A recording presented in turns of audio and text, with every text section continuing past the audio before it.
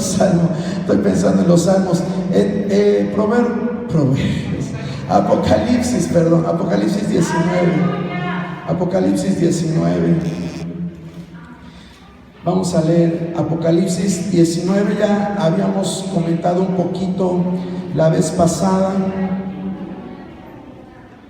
acerca de los primeros versos de la alabanza celestial, y hoy vamos a continuar con otro tema interesante. Vamos a leerlo alternadamente, leo el verso 1, será el 2 y nos unimos en el 21. Dice: después de esto oí una gran voz de gran multitud en el cielo que decía: aleluya, salvación, honra, gloria y poder son del Señor Dios nuestro.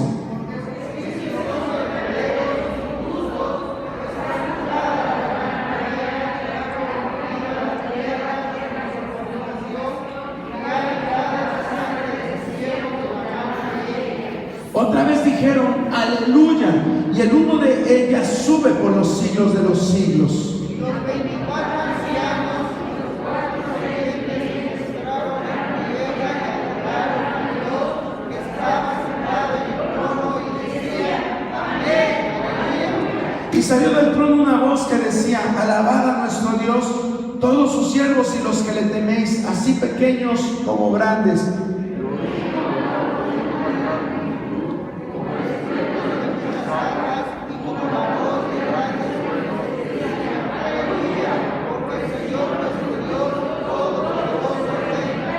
Gocémonos y alegrémonos y démosle gloria, porque han llegado las bodas del Cordero y su esposa se ha preparado. Y a ella será concedido que se guisa de vino fino, limpio, resplandeciente, porque el vino fino es la salvación de sus almas. Y el ángel me dijo: escribe, bienaventurados los que son llamados a la cena de las bodas del Cordero. Y me dijo: estas son palabras verdaderas de Dios.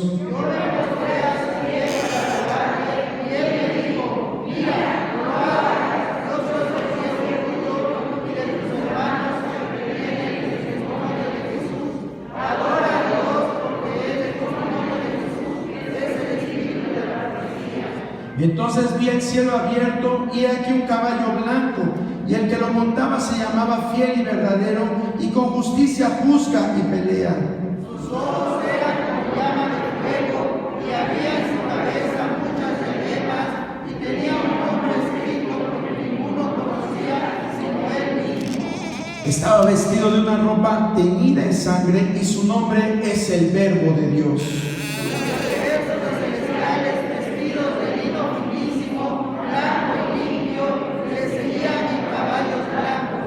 De su boca sale una espada aguda para herir con ella a las naciones, y él la regirá con vara de hierro, y él pisa el lagar del vino del furor y de la ira del Dios Todopoderoso. Y en su vestidura y en su escudo tiene escrito este nombre: Rey de Reyes y Señor de Señores. Y vi a un ángel que estaba en pie en el sol, y clamó a gran voz diciendo a todas las aves que vuelan en medio del cielo: venid y congregaos a la gran cena de Dios.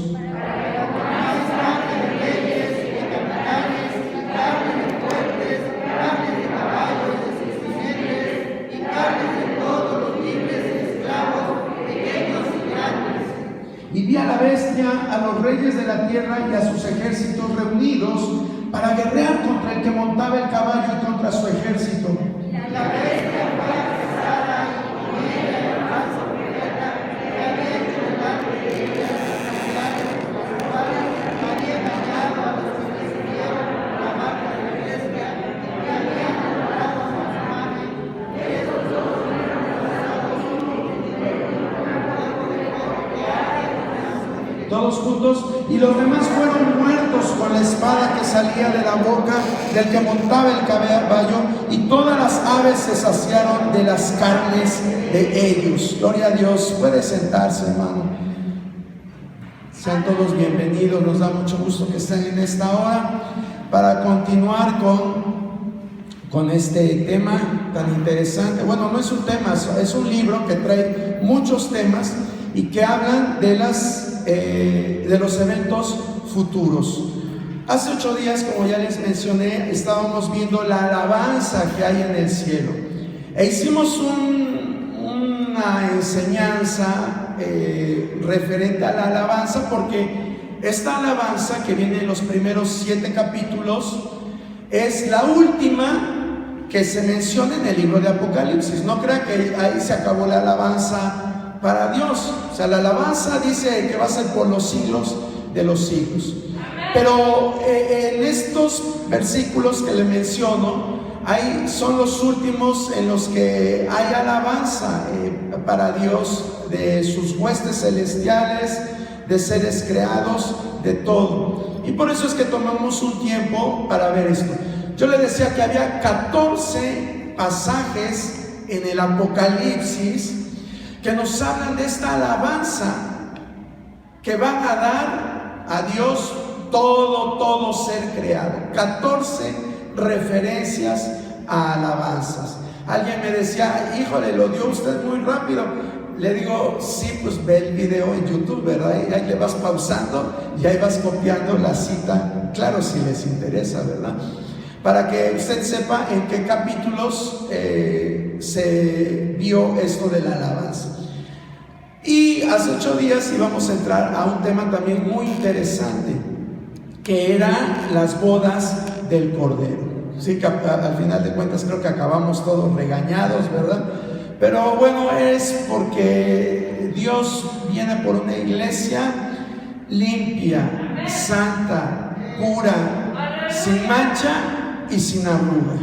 Así es como Dios viene por su iglesia. Es por eso que debemos de ponernos, como dice un dicho, las pilas, hermano. Ya no es tiempo de andar jugando, de andar con un pie adentro y otro pie afuera, sino que en realidad buscar a Dios con todo nuestro corazón.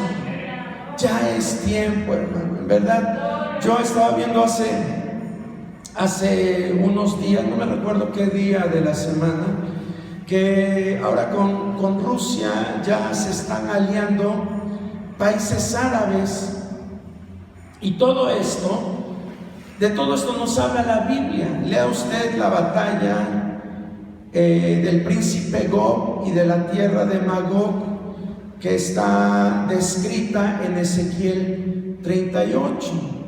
Ahí nos habla de todo eso, aunque nos habla de lugares que ni conocemos. Nos habla de Magog, nos habla de Gog, nos habla de Togarma, nos habla de Gomer, nos habla de Cus, ciudades que decimos, bueno, y eso ya está en el mapa.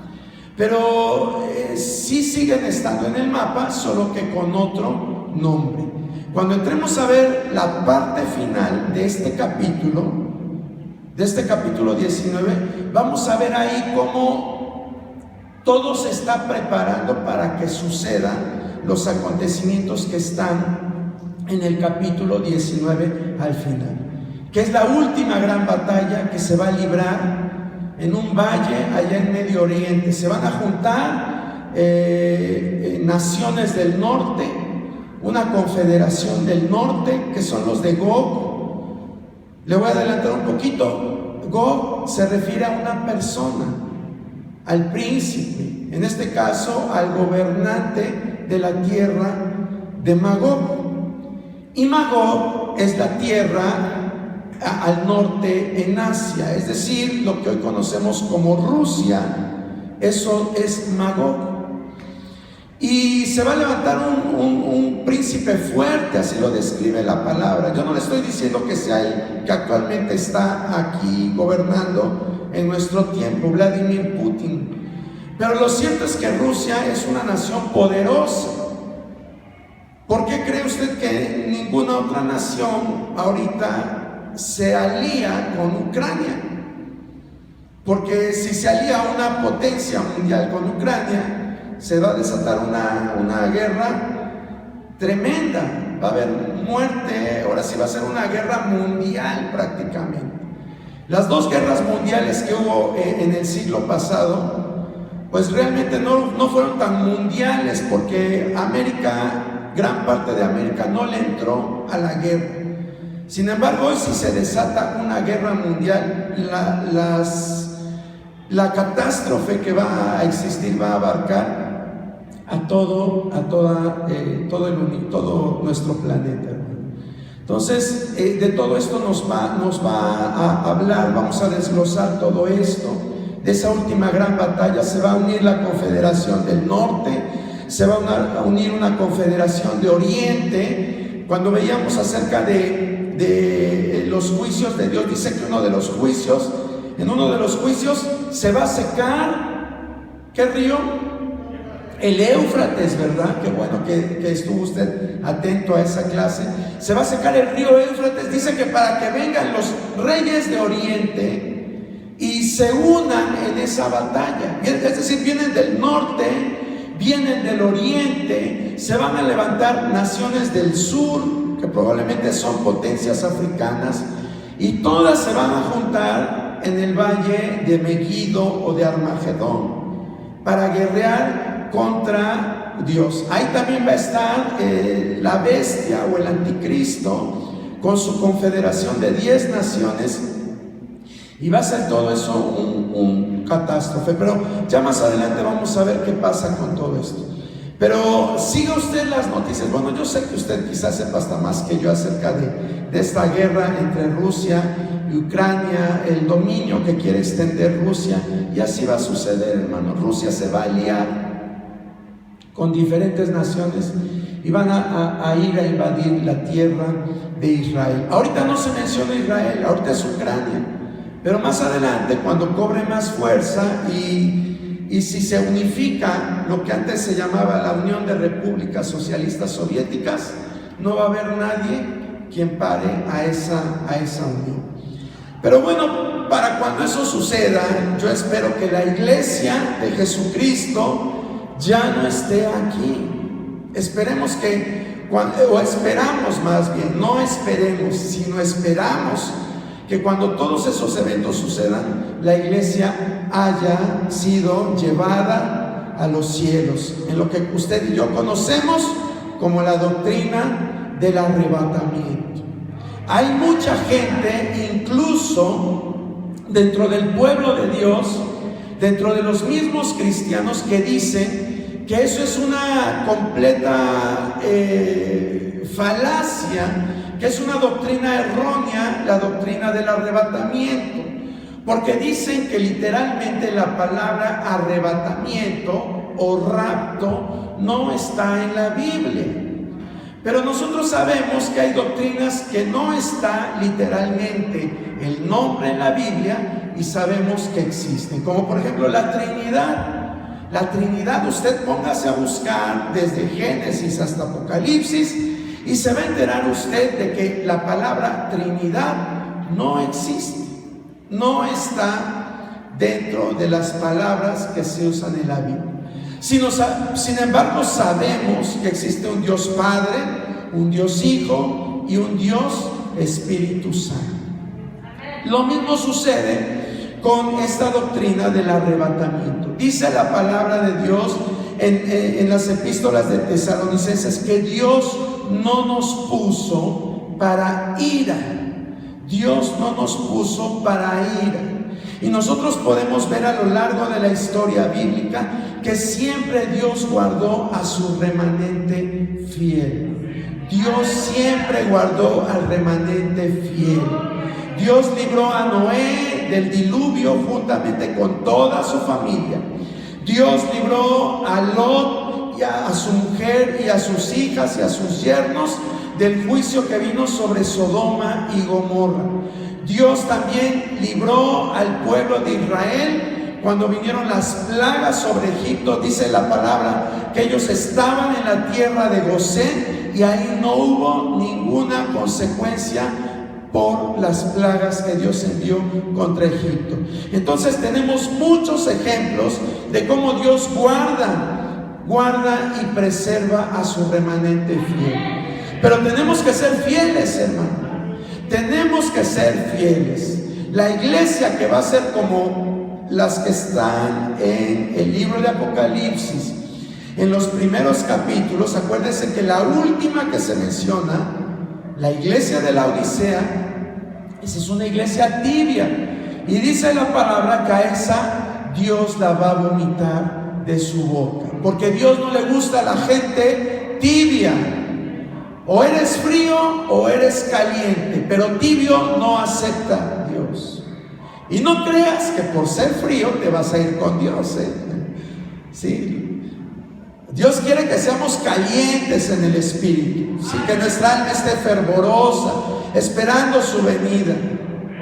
Y cuando nosotros esperemos esto, es que Dios nos va a llevar a su presencia. No van a ser ovnis, como actualmente está preparando el mundo, y decir que vamos a ser abducidos. Es una palabra que usan los pseudocientíficos, porque no es una ciencia el hablar acerca de ovnis, pero los pseudocientíficos usan la palabra abducción para decir para describir el hecho de que una persona o un grupo de personas ha sido raptada por extraterrestres, seres de otro mundo. Entonces, cuando la iglesia desaparezca, van a pensar que fuimos abducidos por seres de otro planeta, pero es que nos fuimos con Dios, nos fuimos con Cristo. Y allá en el cielo Dios va a continuar el plan que Él tiene con la iglesia. Mientras en la tierra Dios va a continuar con el plan que tiene con Israel, en el cielo Dios va a continuar el plan que tiene con la iglesia. ¿Y cuál es el plan que Dios tiene con la iglesia? Estar unidos siempre con Él, estar unidos siempre con Él. Y eso es de lo que vamos a hablar en esta hora. Vamos a enfocarnos en el verso 7, 8 y 9. Dice aquí la palabra del Señor: gocémonos y alegrémonos y demos gloria. Ya vimos parte de esto la vez pasada. Pero ¿por qué todo esto? Dice, porque han llegado las bodas del Cordero y su esposa se ha preparado. Es lo primero que vamos a ver: las bodas del Cordero y su esposa se ha preparado. Allá en el cielo se van a estar celebrando las bodas del Cordero, mientras aquí en la tierra va a haber calamidad, va a haber sufrimiento, va a haber cosas, catástrofes tremendas. En el cielo van a estar celebrando las bodas del Cordero. ¿Por qué es necesario que se celebren las bodas del Cordero? ¿Por qué es necesario? Bueno, es necesario que se celebren porque Dios quiere hacer la unión de Él y la iglesia una unión ya indisoluble, una unión en la cual nadie nos pueda separar, nadie nos pueda separar. Mientras estamos en esta tierra como seres humanos, somos muy dados a tener altas y bajas, tener altibajos en nuestra vida espiritual. De momento nos enojamos porque Dios no responde nuestras peticiones. De momento nos entristecemos porque creemos que Jesús no está con nosotros. De momento nos falta la fe para creer cosas grandes de parte de Dios. Pero cuando estemos con Él, ya nada, ninguno de esos pensamientos de tristeza, de dolor, de amargura, de infidelidad por parte de nosotros van a suceder, porque vamos a poderlo ver cara a cara. Dice Pablo, hoy lo vemos como si estuviéramos a través de un espejo, pero cuando estemos allá en el cielo lo veremos cara a cara. Por eso es necesario que se celebren estas bodas del Cordero. Mire, es muy bonito hablar de esto, aunque fíjese que esto de las bodas, así literalmente, solo se menciona en toda la Biblia, en este pasaje. Pero es algo que Dios había planeado. Dios había planeado que Jesucristo tuviera también su esposa. Acuérdense que ¿quién era la esposa de Dios en el Antiguo Testamento? Israel, la nación de Israel era su esposa. Vea usted lo que dice en Oseas 2:16, para que vea que no le miento.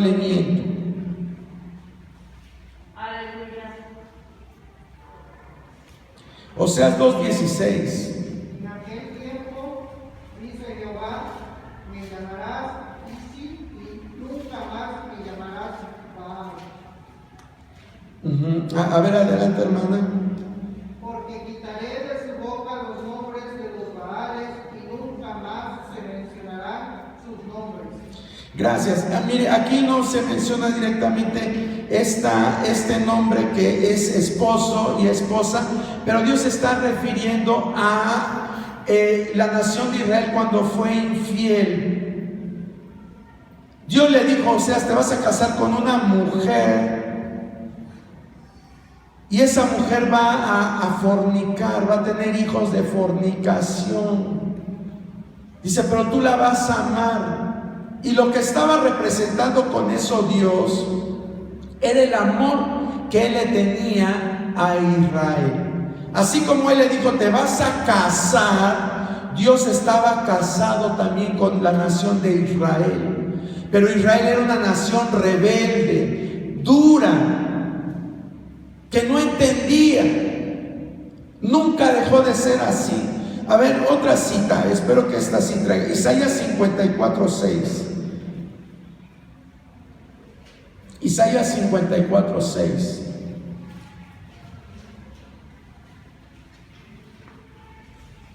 Porque como la mujer abandonada y triste de espíritu, te llamó Jehová, y como a la esposa de la juventud es repudiada, dijo el Dios tuyo.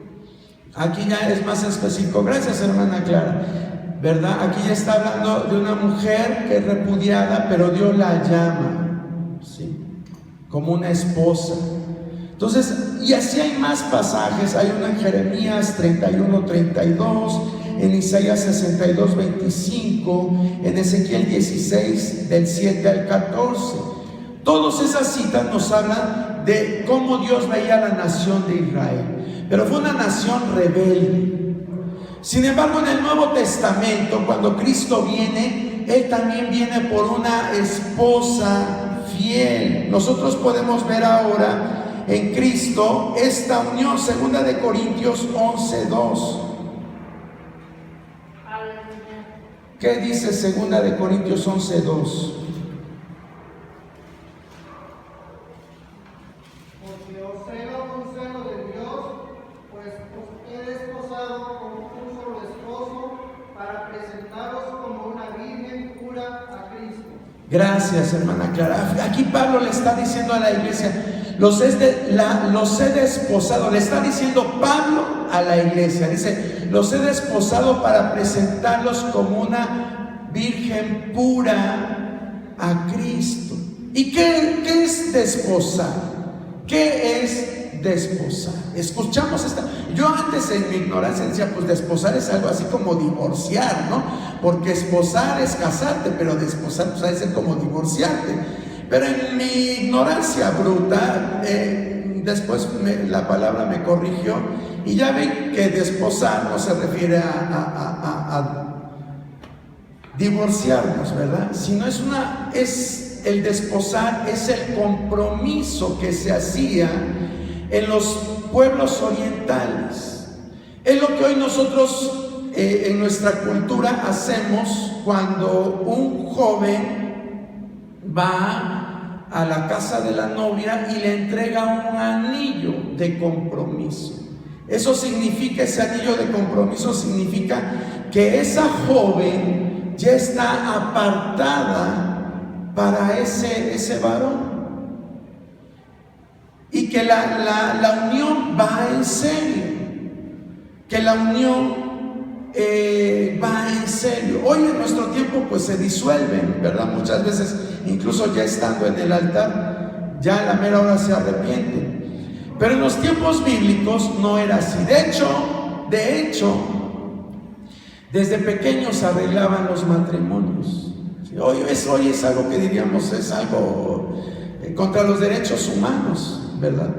Pero era la costumbre de aquellos tiempos que se arreglaban esos matrimonios desde que eran pequeños, el niño y la niña. Y después se hacía una fiesta para que se hiciera el desposorio. y quedaran ya aparentemente unidos, pero no vivían juntos. Es decir, ella es mi esposa, pero aún no vive conmigo. Es mi prometida, pero aún no vive conmigo, pero muy pronto lo va a estar. Y eso es lo que nosotros, esa es la época que vivimos usted y yo actualmente, con Cristo y como iglesia. Nosotros estamos desposados. ¿Quieres volver a leerlo, hermana, el pasaje? Segunda de Corintios 11:2.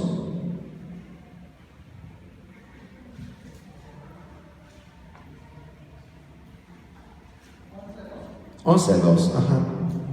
Porque os celo con celo de Dios, pues os he desposado como un solo esposo, para presentaros como una virgen pura a Cristo.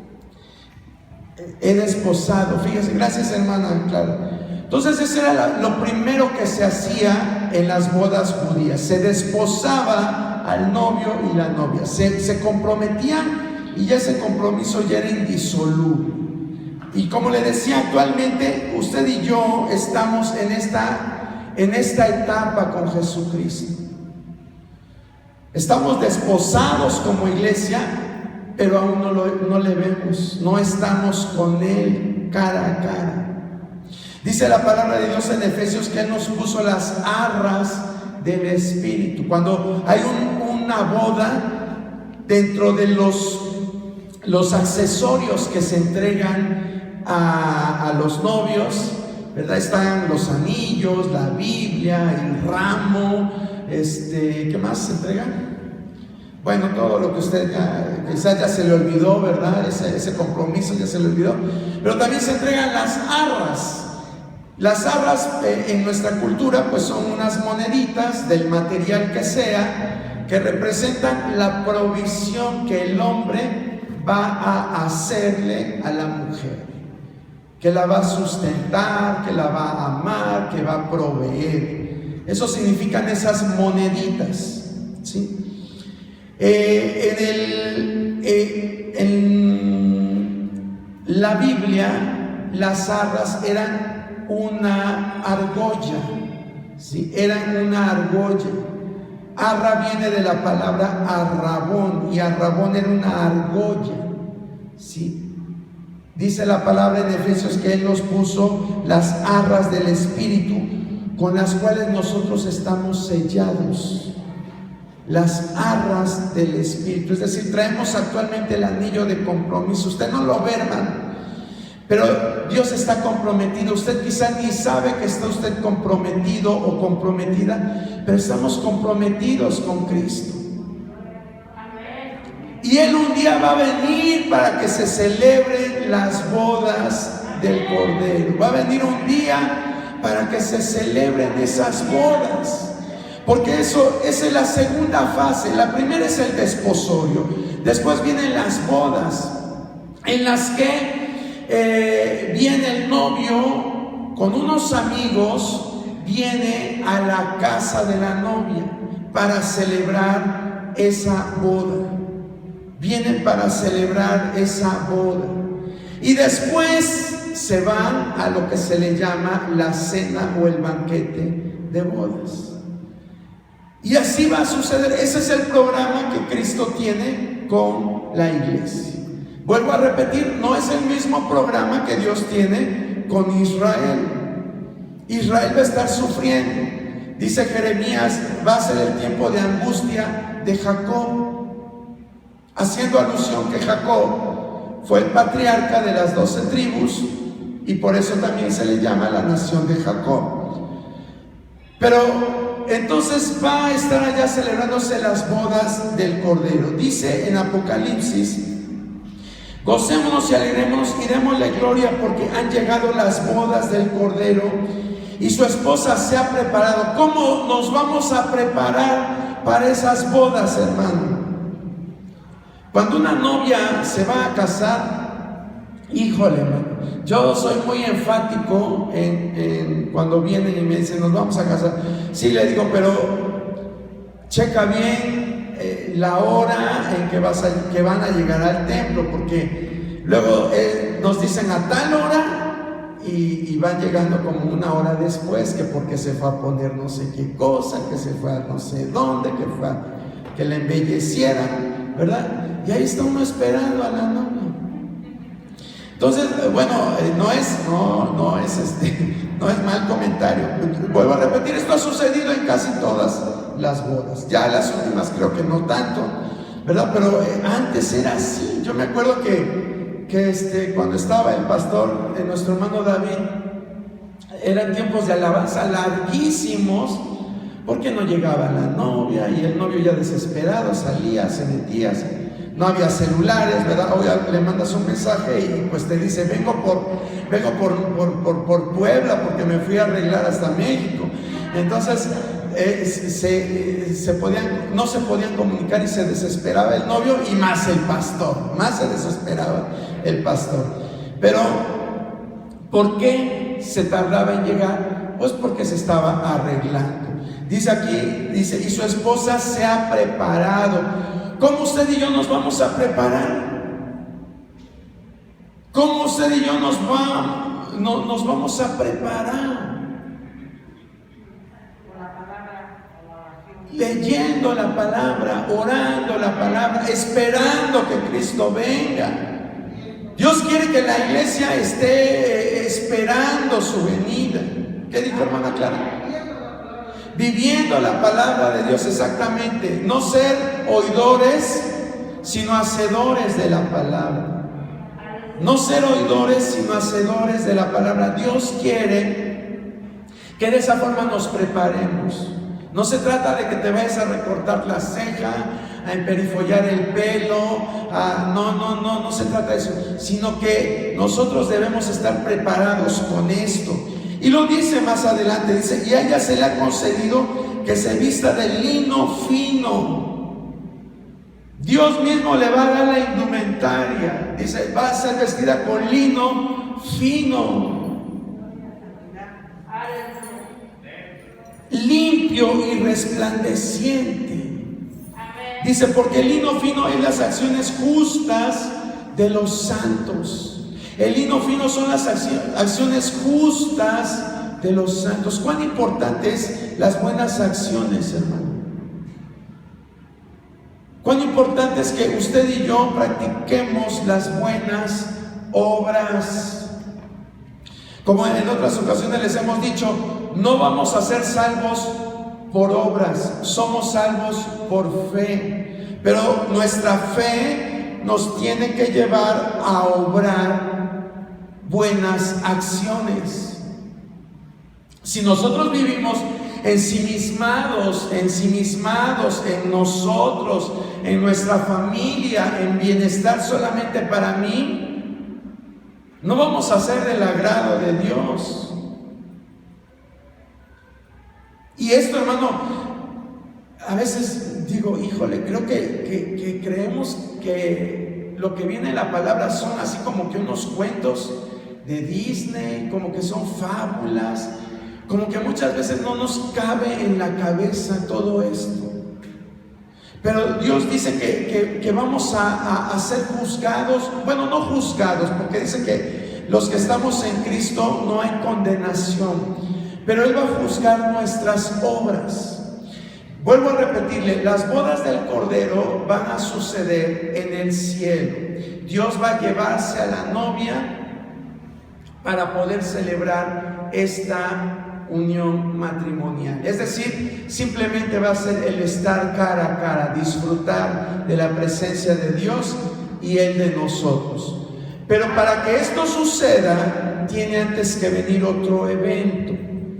¿Cuál es ese evento que tiene que venir antes para que Él pueda vestirnos con las acciones justas? Tiene que venir algo que se llama el tribunal de Cristo. Ya también yo sé que usted lo ha estudiado, algunos de ustedes, pero es necesario que lo tengamos en cuenta. Antes de las bodas del Cordero viene algo que se llama el tribunal de Cristo. ¿Dónde va a ser? También allá en el cielo. ¿Sí? En el cielo. Dios va a darle a cada quien conforme a sus obras.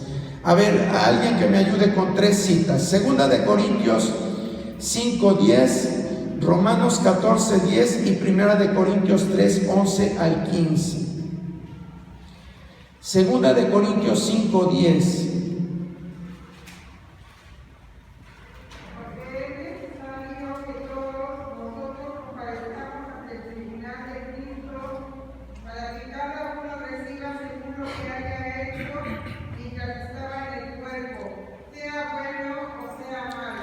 Gracias, hermana Oli. Dice, porque es necesario que algunos, que todos, dice que todos, ¿sí? Desde aquí, desde nuestro hermano Samuel, cruzando allá por nuestro hermano Gustavo, nuestra hermana Laurita, nuestra hermana Saraí, hasta nuestra hermana Rosita, dice, es necesario que todos comparezcamos ante el tribunal de Cristo, para que cada quien reciba lo que hizo, sea bueno o sea malo.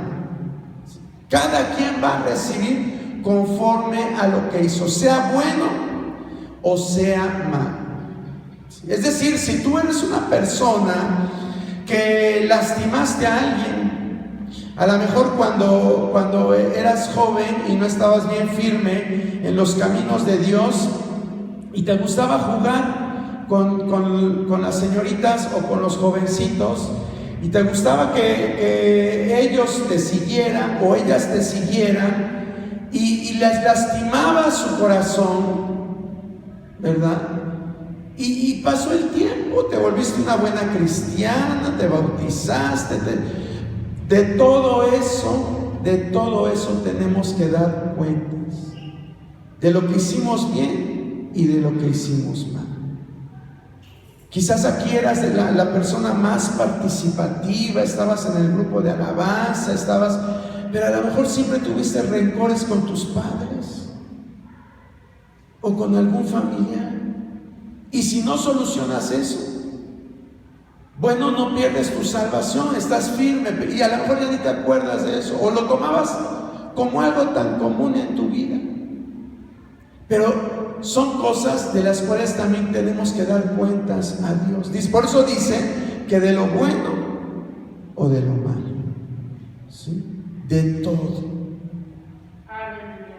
Eras un esposo que te gustaba estar ahí en el templo, llegar temprano, estar ahí ayudando en el liderazgo, formabas parte de una mesa directiva, pero en la casa maltratabas a tu esposa, eras un machista, nunca la ayudaste a lavar un traste, ni siquiera a atender tu cama. Siempre la sobajabas, le hablabas, se equivocaba y siempre la humillabas.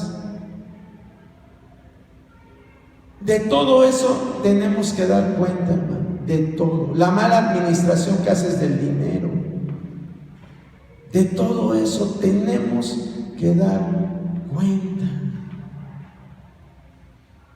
Hoy mucha gente dice, ay no, yo para qué le voy a dar mi diezmo, para qué voy a dar ofrenda, nada más voy a enriquecer al pastor o al líder religioso. Eso no es bíblico. Ya mucha gente se aferra a que el diezmo no es bíblico. Dicen, eso ya no está en el Nuevo Testamento. Y no lo dan, bueno, no lo den. Pero se excusan diciendo, hay más gente allá afuera necesitada. Hay gente que lo necesita más. Y yo quisiera saber si cada vez que tú rayas tu dinero, tu quincena, tu semana o lo que sea, das un 10% en realidad para aquellos necesitados.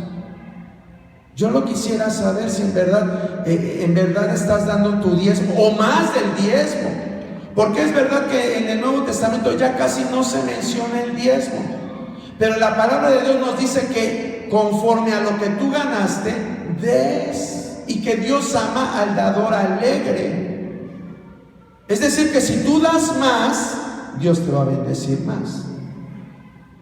Pero si somos tacaños, pues no le estés pidiendo a Dios casa nueva, no le estés pidiendo a Dios carro nuevo, ¿sí? No le estés pidiendo, porque eso no es un principio bíblico, que Él te bendiga nada más porque tú se lo pides. Tienes que actuar. Ojalá en verdad que si tú no aportas a la obra de Dios, o si no los billetes rotos que das, o las monedas aplastadas por el tren que das, las des aquí, pero le des a la gente de afuera. Ok, bueno, pues estás usando bien tus bienes. Pero si no das acá y no das allá, pues entonces, ¿qué estás haciendo? Entonces, de todas esas cosas que creemos que Dios no tiene cuenta, de todo eso daremos cuenta. Por eso dice que un día vamos a estar ante el tribunal de Cristo. Él va a estar ahí sentado y te va a llamar, así como está nuestra hermana Frida, y yo voy a estar acá. Así va a estar, y lo vamos a estar viendo. ¿Y qué cara le vamos a poner? Luego hay otro pasaje que dice en Romanos 14:10, que dice: pero tú, ¿por qué juzgas a tu hermano? O tú también, ¿por qué menosprecias a tu hermano? Porque todos compareceremos ante el tribunal de Cristo. Gracias, hermana. Aquí vuelve a decir: ¿por qué juzgas a tu hermano? A lo mejor fuiste un excelente marido, no fuiste machista, lo ayudaste, administrabas muy bien tu dinero, no tenías resentimiento, no hacías nada, pero te gustaba estar juzgando, criticando lo que los demás hacen. Dice: ¿tú qué juzgas a los demás? Dice: porque es necesario que un día comparezcamos ante el tribunal de Cristo. Todo, hermano, todo lo que veamos como insignificante, como que no tiene la mayor repercusión en nuestra vida, de todo eso vamos a dar cuenta. Y finalmente, ¿qué dice en 1 Corintios 3, del 11 al 15?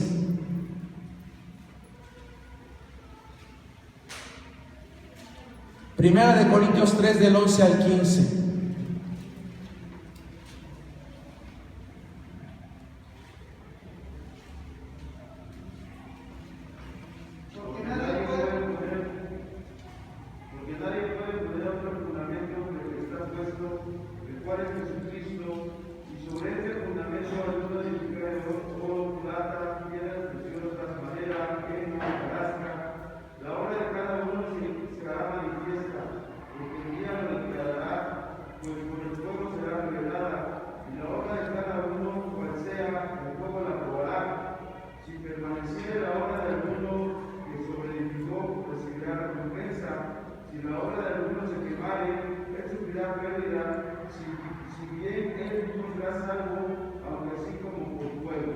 Gracias, hermano Edriel. Aquí es un poquito más amplio. Nos está diciendo que la obra de Cristo tenemos que ver de qué la estamos haciendo. Si de piedras preciosas, oro, plata, o madera, heno y hojarasca.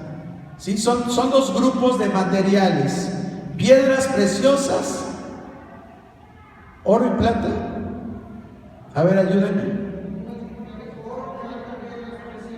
Oro, plata, piedras preciosas. Es un grupo. ¿Qué pasa con este grupo de materiales? Los metes al fuego y ¿qué les pasa? Bueno, se pueden moldear, ¿verdad? Por el calor, pero pierden sus propiedades. No las pierden, hermano. No pierden. Pon tu anillito de oro ahí en el fuego y vas a ver que a lo mejor ya no te sale un anillo, ya te sale una torta ahí mejor, o un dije, pero no pierde sus propiedades, no pierde su valor. Pero si pones heno, madera y hojarasca en el fuego, ¿qué va a pasar con eso? Se va a quemar. Entonces así van a ser, son nuestras obras, lo que nosotros hacemos. Así es lo que nosotros hacemos. Cada acción que tú haces, si es buena, lógicamente, si es buena, se va a parecer a cualquiera de estos dos grupos. A cualquiera. ¿Con qué estás edificando para el Señor? ¿Con piedras preciosas, plata, oro, o con madera, hojarasca y heno? edificar para el Señor con piedras preciosas, plata y oro, es cuando lo que tú haces lo haces desinteresadamente. Cuando tú tienes convicción de lo que estás haciendo. Cuando das sin esperar nada a cambio. Cuando das sin esperar que la gente te vea y te aplauda. Cuando das y a lo mejor tú te quedas con muy poco, pero sabes que estás bendiciendo a alguien. Eso es construir con piedras preciosas, hermano. Pero si tú lo que haces es para que todos te vean, para que digan, ay, el hermano es el pudiente de la iglesia, es el ricachón de la iglesia, mira lo que hace.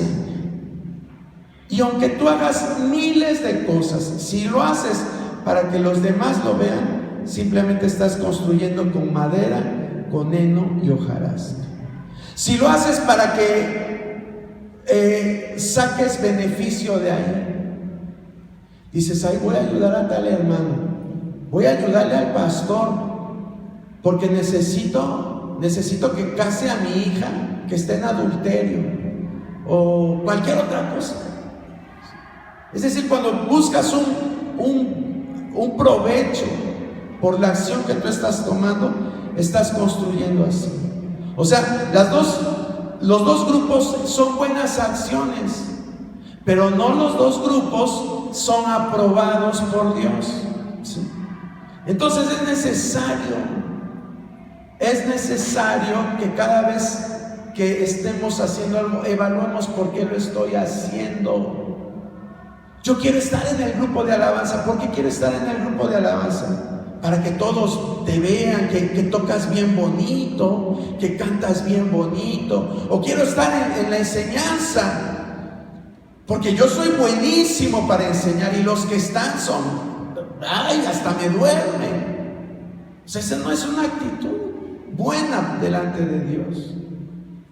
Son aparentemente buenas acciones para nosotros, pero cuando estemos con Jesucristo cara a cara, Él va a decir, a ver, échenle lumbre al fuego. Bueno, no, échenle lumbre al horno. Y va a poner ahí a ver cómo sale. Y ahí va a ser, ¿verdad? Que van a ser probados. Dice que las obras que permanezcan van a recibir recompensa. Van a recibir recompensa. Pero las otras, dice que cuando las metan al fuego y salgan puras cenizas, dice que va a ser salvo, pero como pasado por fuego. Como pasado por fuego. ¿Sí? Es decir, y desgraciadamente, hermano, en nuestra cultura mexicana somos tan conformistas. Ya él otra vez le decía, he escuchado hermanos que dicen, pues aunque sea que me quede en el zaguán del cielo, pero voy a llegar al cielo. O sea, estás pensando entrar al cielo sin darle nada a Dios. O sea, no estás anhelando ser uno de los que el Señor diga, bien, buen siervo fiel, en lo poco fuiste fiel y en lo mucho te pondré. No tenemos esa mentalidad de ganar, nos conformamos. Nos conformamos. Así, desgraciadamente, así es nuestra cultura mexicana. Tú vas a un país, yo no he ido a muchos países, pero cuando fui alguna vez a visitar a mi hermana, me quedé sorprendido cuando vi las casas en Estados Unidos. Digo, ay, qué bonitas casas. Y la gente que se va de aquí para allá de mojados, vienen ya contagiados con la cultura de allá y quieren hacer casas como las que están allá. ¿Por qué? Porque lo que hacemos aquí muchas veces nada más surge de nuestra loca cabeza. Decimos, pues con que tenga una puertita y dos ventanas, pues saben que es un cajón. Y así vivimos muchos, con una casa mal diseñada, descuadrada, añadida, le añadimos le añadimos un piso por acá, un piso por allá, una recámara por acá, otra recámara, hacemos un churro, casi una torre de Babel, porque no pensamos a futuro. Pero ahora que dice la palabra que nosotros ya no somos de este mundo, sino que somos advenedizos, porque nuestra ciudadanía está en el cielo, debemos de pensar en todo esto, en las recompensas. En que quizá la recompensa va a ser un cargo que Dios o Jesucristo me va a dar y que voy a estar más cerca de Él.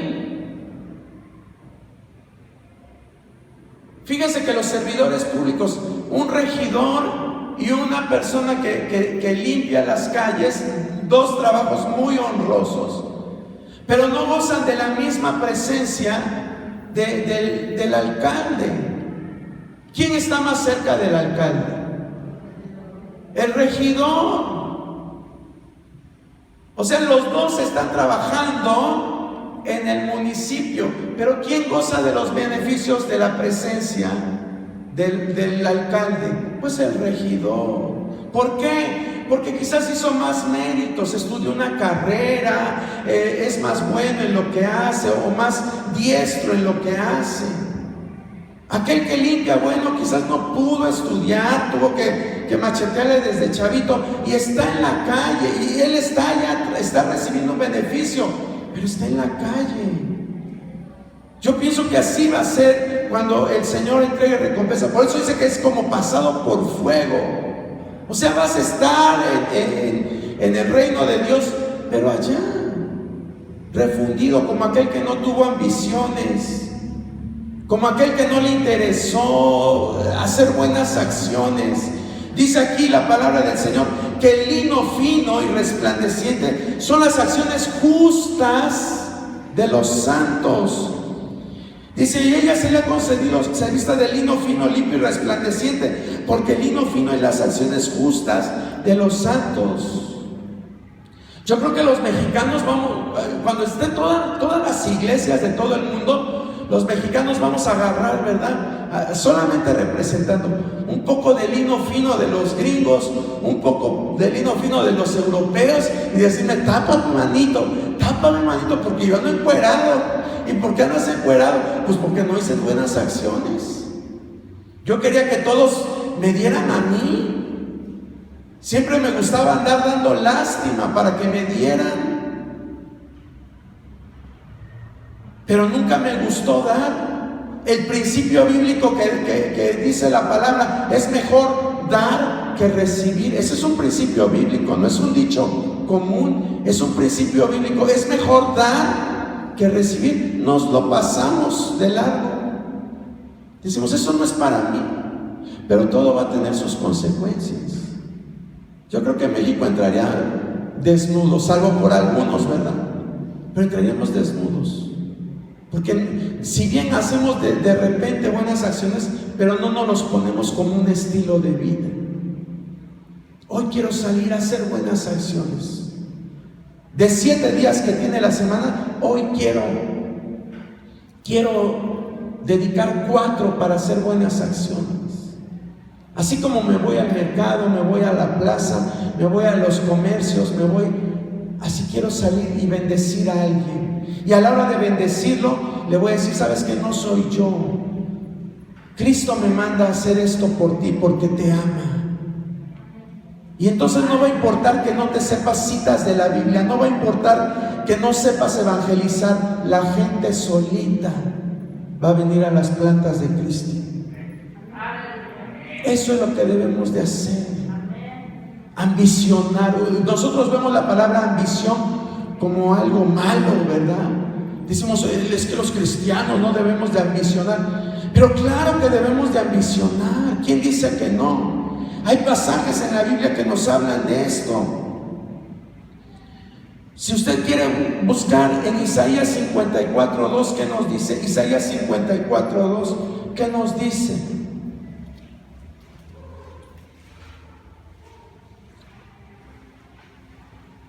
Santa el sitio de tu tienda, las cortinas de tus habitaciones sean extendidas, no seas escasa, alarga tus cuerdas y refuerza Gracias, hermano Edgar. ¿Qué dice? Dice, ensancha. ¿Cómo, perdón? Ensancha el sitio de tu tienda, es decir, hazlo más grande. No estés pensando nada más en que ya me casé y solamente un cuartito para mi esposa y para mí. No, piensa que vas a tener 20 hijos y que necesitas una casa grande. Piensa en tener un negocio grande. Ay, hermano, pero eso es ambicionar mucho. No, piensa, es que mira, todo depende de las intenciones que tengamos, hermano. Sí es cierto que hay personas que tienen una empresa para hacerse poderosos, para hacerse ricos, pero nosotros como hijos de Dios debemos de pensar en tener una empresa para dar trabajo a las personas.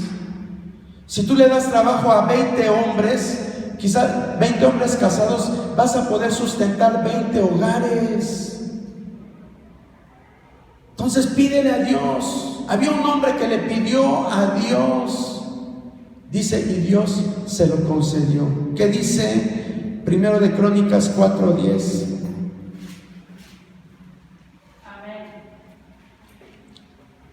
Primero de Crónicas 4:10.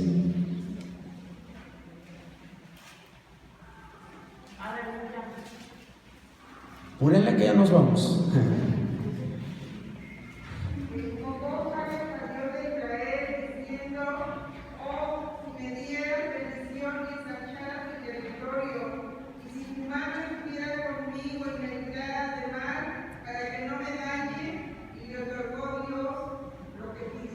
Gracias, hermana Oli. ¿Quién era este hombre? ¿Cómo se llamaba? Jabes. Hace unos años se popularizó mucho esta oración, ¿verdad? Porque, bueno, fue un boom, como si nadie lo hubiera leído en la Biblia durante 2000 años, y de momento alguien lo lee y ¡ay! La oración del siglo. Pero fue realidad. Jabes le pidió a Dios, bendice mis tierras, hazme ensanchar mi territorio, es decir, hazme más grande, que no esté pensando con una mentalidad mediocre, de perdedor. Dame una empresa, quiero sucursales, Señor. Dame una suburban. ¿Por qué piden un bochito? Bueno, ya no hay bochitos, ¿verdad? Creo que ahora el que tiene un bochito es porque de veras es un buen coleccionista. Pero dame una suburban, Señor. Ay, ¿cómo le pides eso al Señor? No seas ambicioso. Sí quiero una suburban para que cuando los domingos que algún hermano esté enfermo lo pueda llevar a su casa. La voy a poner a disposición de la iglesia, ¿verdad? Ahí es donde nos atoramos, porque ambicionamos para nosotros. Pero si tú ambicionas para bendecir a los demás, Dios te lo va a conceder. Dice Isaías, ensancha tu tienda, no seas corta, piensa en grande. Eso es lo que Dios está diciendo, piensa en grande. Jabes dice, ensancha mi territorio, y Dios se lo concedió. Entonces Dios no está enojado con que tú le pidas en grande, hermano. El problema es lo que tú tienes en tu corazón. El problema es lo que tú tienes en tu corazón. Si Dios ve que eres una persona ambiciosa, egoísta, vanidosa, soberbia, híjole, qué feo, ¿verdad? Se está oyendo todo eso. Pero si Dios ve todo eso, por eso es que no recibes nada. Por eso es que no recibimos nada, hermano. Piensa en bendecir. ¿Por qué? Porque Dios va a recompensar las buenas acciones. Tus buenas acciones. Dios va a decirte, yo te di la empresa que tienes con sucursales y todo, para que bendijeras a los que están ahí. Y si lo hiciste, buen siervo fiel. Pero si no, Él te va a decir, ¿y qué hiciste con eso? Lo agarraste para ti, para irte de vacaciones, para hacerte cirugías, para estirarte la piel, para verte más joven. De todo, hermano, a Dios no lo vamos a engañar. De todo daremos cuenta. Pero vuelvo a repetir, ambicionar no es malo. ¿sí? Quítate eso de la cabeza. Y qué mejor cuando ambicionas las cosas espirituales. ¿Qué dice? Primera de Corintios 12:31. Primera de Corintios 12:31.